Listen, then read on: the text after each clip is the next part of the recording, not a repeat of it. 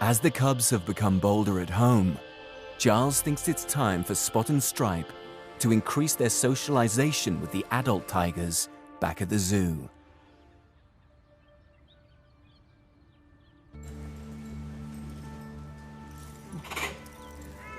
At the main tiger compound, Giles and his team are full-time carers for 10 adult tigers, and Spot and Stripe have been gradually exposed to them. Good boy. Good boy. Good boy.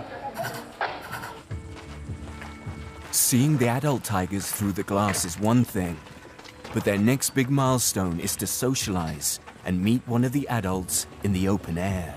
It's scary in here. There's going to be lots and lots of interesting smells in here with all the other tigers. You know, like the big guys come through here on a regular basis, and it's much, much more of a sensory stimulation for them in here in terms of the smell than just being around the front of the glass. Like the big tigers never go around that side, so. Get used to walking around here, boys. In just over a month, the cubs will be too big to live at home. And they need to be accepted by the adults for them to live here full time. He's a little bit nervous, as you would expect. You can see he's smelling all the smells around. There's lots of smells of big predators, other tigers around, so you're going to be a little bit cautious naturally. In the wild, an unrelated tiger could easily injure the cubs. How is she? She's waiting. Here you go. And Giles hopes Maneki won't display any threatening behaviors. Oh, who is it? Oh, darling. So this is Maneki. Well, this is the very, very first time that Maneki's seen any cubs whatsoever. Tigers communicate using a range of vocalizations.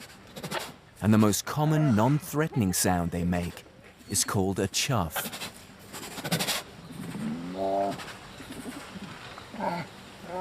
Chuffing is reassuring. So they're chuffing at her, they're chuffing at each other. So it's a reassuring type of noise, but it's also a way of greeting, so that she speaks your language, not like Ruby. Tigers are one of the few cats in the world to communicate in this way. These guys are very inquisitive, so their facial expression with their ears is exactly that.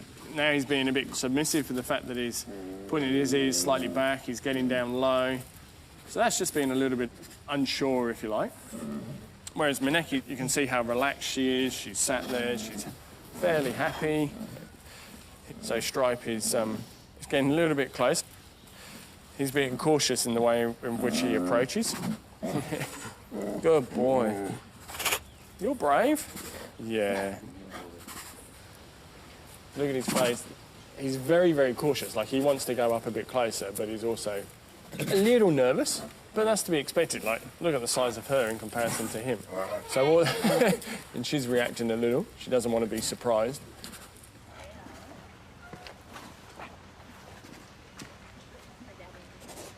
The cubs have won over Maneki, and Giles is relieved.